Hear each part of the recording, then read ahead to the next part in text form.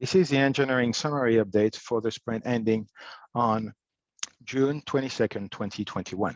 So this sprint, we worked on invoice and payments, Ciudad Morazan, customer journey, and engineering. For invoice and payments, we worked on auto-generating a PDF name for EasySave. We added a payment button to a payment modal. We also uploaded payment data from the existing nQueshi system, which is a work in progress since we don't have all the data required to upload everything. So we will be running this routine periodically.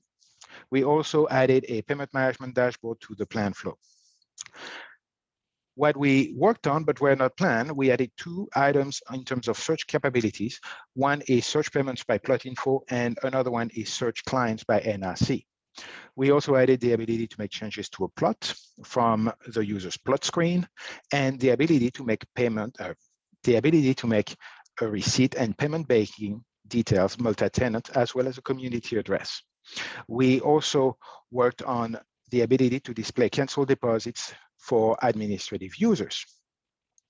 And we made various statement adjustments to the statement. For Ciudad Morazan, we worked on grant and deny colors and translation, as well as disabling the showroom features.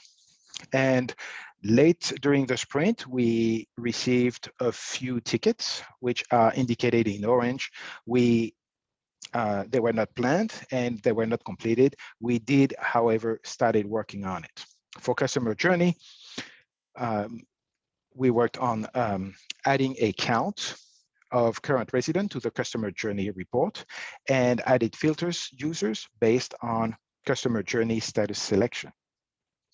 We also added we wanted to show the number of users on top of the users page when filtered, and the ability to download a CSV on the users page screen. For engineering, we finally were able to reduce our known vulnerabilities by 50% at least. And we also fixed a login issue involving Facebook. Next sprint, we will still work on invoice and payment. However, we are moving more towards plan management. And we will also upload payment data, which is again a work in progress. And we will have more information, more data to upload. And we want to work on the ability to accept payments towards multiple plans, which will also help us with the payment breakdown. And the ability to add a filter for payments, which should include the NRC. For Ciudad Morazan, we noticed on site that the connection is rather poor, and so we want to research how to optimize the application in a low bandwidth and high latency environment.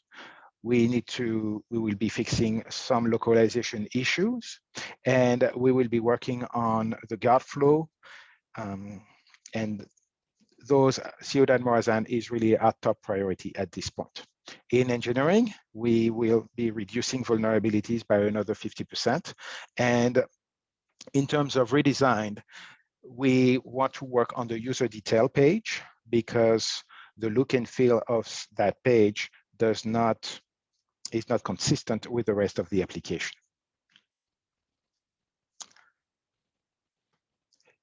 This sprint, we had 39 merge requests, 61 stories in the sprint. We completed 39 and there were 22 left. The code coverage has not moved. In terms of highlights and lowlights, Project Panther, it seems we are back on track and we are now focusing on usability improvements based on nQueshi's feedback.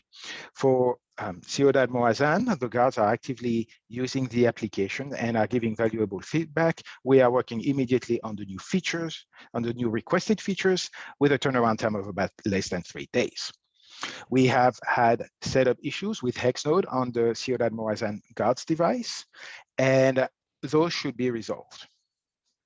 In terms of hiring, we have hired another engineer this week and should start on August 2nd.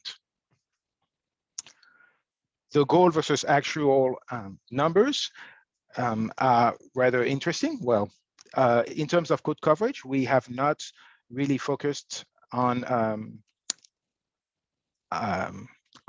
increasing our code coverage to 80%. So we are a little bit less than 80%. In terms of merge request, we are much higher than our goal. And our security non-vulnerabilities, we were supposed to be at 10, so we still are not meeting the goal. However, there is a huge improvement because we went from 129 known vulnerabilities down to 55. Thank you very much.